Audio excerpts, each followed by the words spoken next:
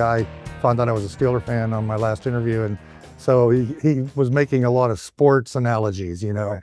But that being said, about being in the sports thing, about being in the zone. Right. Now you hear sports guys always talk about that, golfers, you know, everybody, pitchers. I don't know how much people listening would have noticed it, but you know, I guess we notice when we're in the zone or when we're out. The mistakes that we notice, or the things that we notice, maybe the good stuff too. I think the average person listening is not going to pick up on it. Some musicians out there might. Yeah. It has to do with a lot of things, but it also has to do with just being you.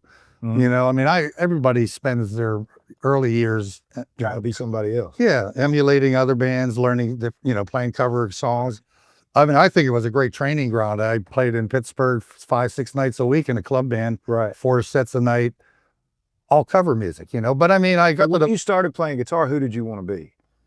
Jeff Beck. Yeah, I wanted to be Jimi Hendrix. Yeah, and for the first 3 or 4 years of my playing, before I didn't tell anybody, and before I was brave enough to tell somebody that I wanted to do it professionally, because at first you don't say that out loud because everybody's going to tell you you're wasting your time, go get a real job and all that.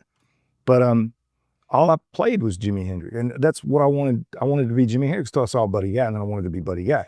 And then you get a little further down the path and you start to realize, wait a minute, I don't sound like either one of those people, but I sound like me, and I've got to lean into that and try to be more like myself. And that's when you hit that next level of freedom as a musician, when you acknowledge yourself and you start to play your style, true self, your true style.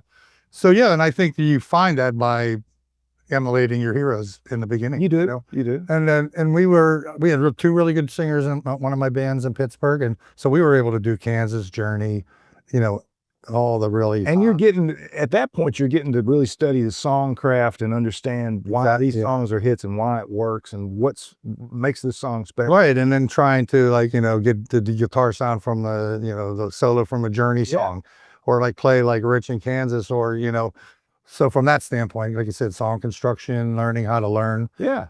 That was all very important. And then slowly but surely you start sounding like yourself, playing those songs. You start to reveal yourself. Yeah. Yeah, you stop, so much copying as, you play the notes, but, all of a sudden, you're yourself.